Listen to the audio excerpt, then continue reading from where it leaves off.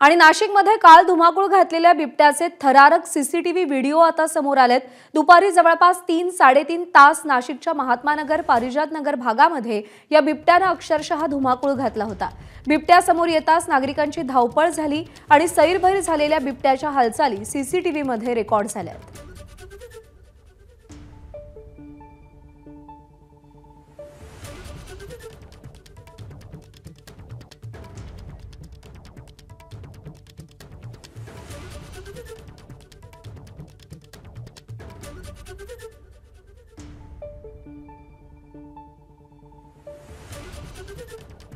तर ही दृश्य आपण पाहतोय एबीपी माझाची एक्सक्लुझिव्ह दृश्य आहेत। तर रहिवासी भागामध्ये हा बिबट्या आला आणि तो कशा पद्धतीने इथे तिथे फिरत होता ते सीसीटीव्ही कॅमेऱ्यामध्ये रेकॉर्ड झालंय।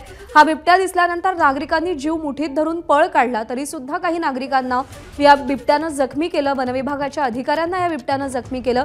नागरिक तर घाबरलेच, पण बिबट्या सुद्धा बिथरला आणि तो सुद्धा इथे तिथे पळत असल्याचं या दृश्यांमध्ये अगदी स्पष्ट दिसतंय। मानवी वस्तीमधला बिबट्याचा वाढता वावर हा राज्यभरातला एक चिंतेचा विषय ठरलेला आहे। उत्तर महाराष्ट्र असेल, अगदी पश्चिम महाराष्ट्र असेल, या भागात सुद्धा बिबट्याचा हा वाढता वावर नागरिकांच्या जीवावर बेततोय।